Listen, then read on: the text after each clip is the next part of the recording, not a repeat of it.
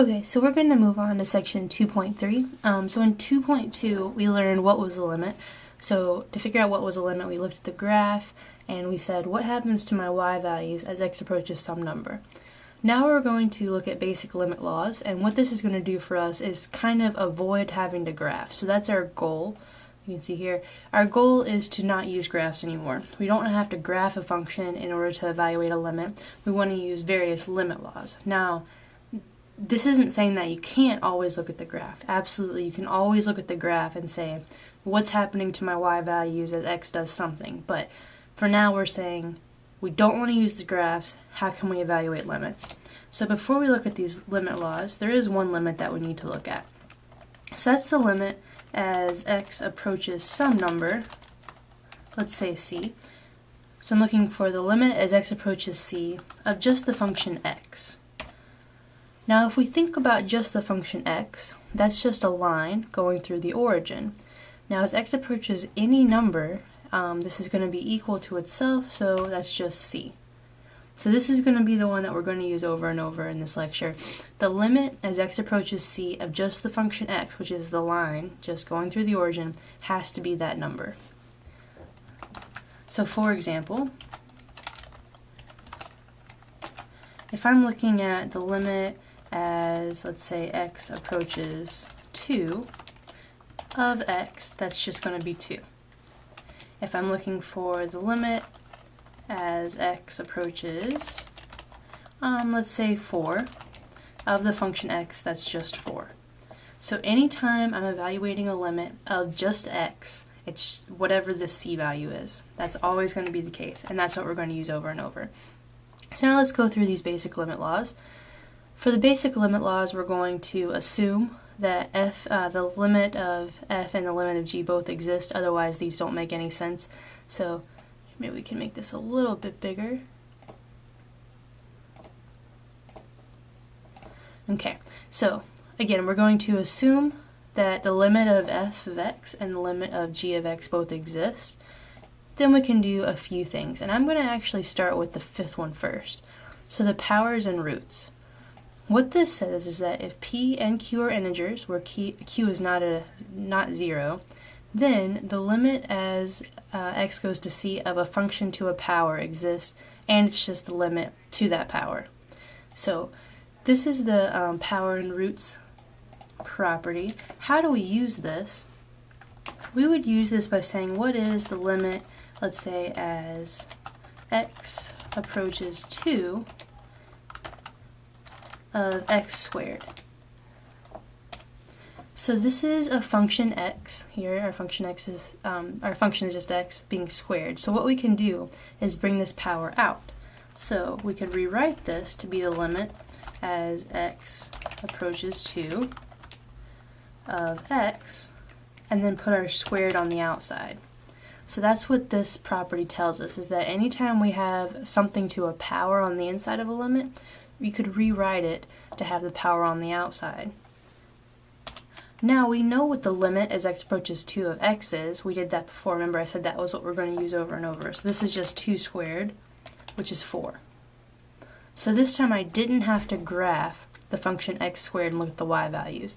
I was able to use the root and exponent property to say this is just the limit as x approaches 2 of x and then squared. Now I could also do something like maybe the limit as x approaches 3. This time let's say my function is x to the 1/2. Now we don't know what to do with this x to the 1/2, but I could use my roots and powers property to say this is the limit as x approaches 3. Oops. Approaches 3 of x, and then on the outside we would raise it to the 1/2. And we know what the limit as x approaches 3 is. Remember I said that was what we're going to use over and over again. So this is just 3 to the 1/2, or the square root of 3. So anytime I have a limit of something to a power, we can just bring the power on the outside. So that's what this rule does. So rule number 5 here is just saying if I have a function to a power and I'm taking the limit of it, just move the power to the outside. Okay, now let's go through these other ones. Let's start with number 1, the sum law. So the sum basically says if I have a sum on the inside, let's highlight this, if I have a sum on the inside of my limit, I can just break it apart and just add them together. So let's do an example of this. This time, let's say I'm doing the limit of x as x approaches 3. And let's say my function here is x squared plus x. So here I have a limit of a sum. What the first property says is that I can split this up into 2 limits. I could make this, let's copy and paste this. I could make this the limit of x squared plus the limit as x approaches 3 of x. Now what about this first limit? The limit as x approaches 3 of x squared. Well, that's a power. We just talked about what happens with a power. So this is going to be the limit as x approaches 3 of x squared. So I bring this squared to the outside. And then what about the limit as x approaches 3 of x? That's the one that we're using over and over again. That's just 3. Okay, now look at this first one. The limit as x approaches 3 of x, again, that's just 3. So I get 9 plus 3 is 12. So by the sum law, I was able to break this up into 2 different limits. And then by the powers, I was able to just change this to the limit as x approaches 3 of x and then square it. Okay, so that's the first one. Now the second one is called the constant multiple law. What this says is that for any number k, the limit of k times f of x exists, and it just means I can pull out that constant to the front. So the constant multiple law says the limit of a constant times a function, so we're looking here, is just the constant times the limit.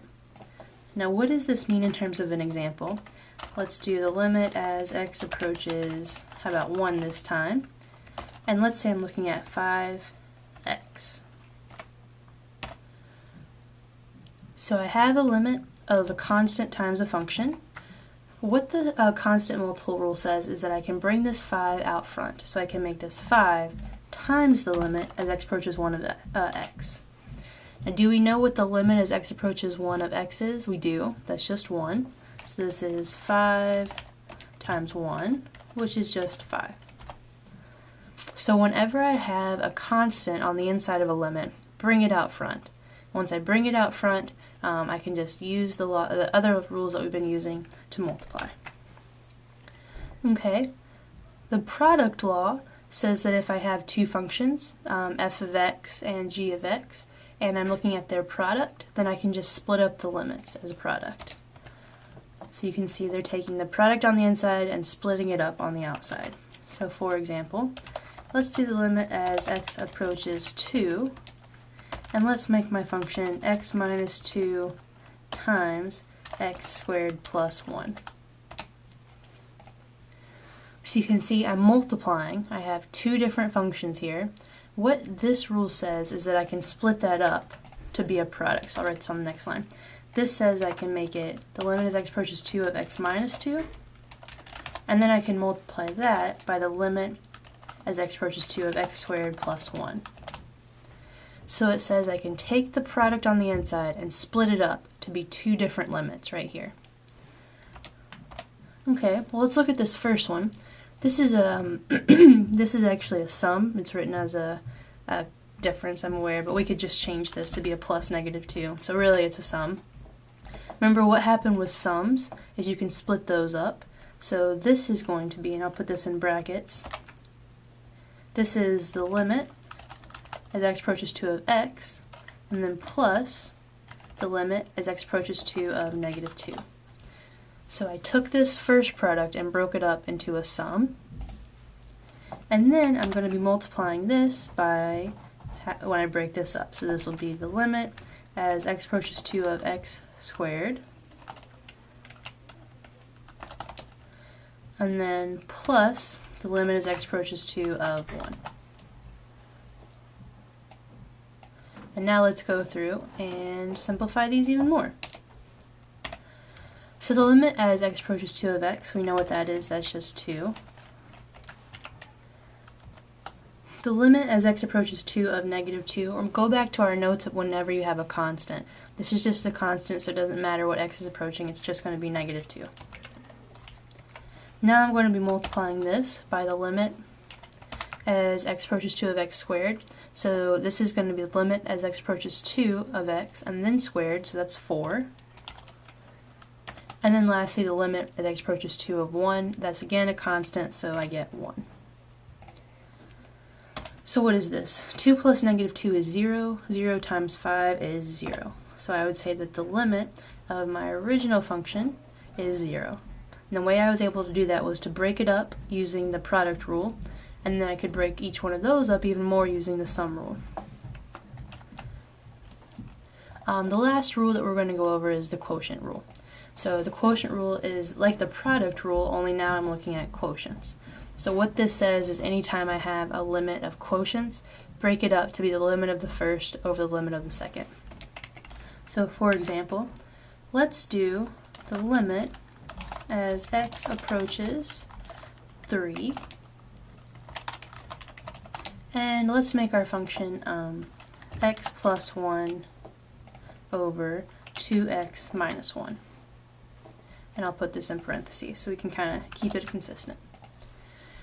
Okay, so I'm looking at a limit where there's a quotient on the inside. What the quotient rule says is that I can split this up to be two different limits, one over the other. So the first limit is going to be just my top function, so x plus 1 on the top, limit as x approaches 3 of that. On the bottom, I'm going to have my bottom function, so 2x minus 1. Now what can we do with this?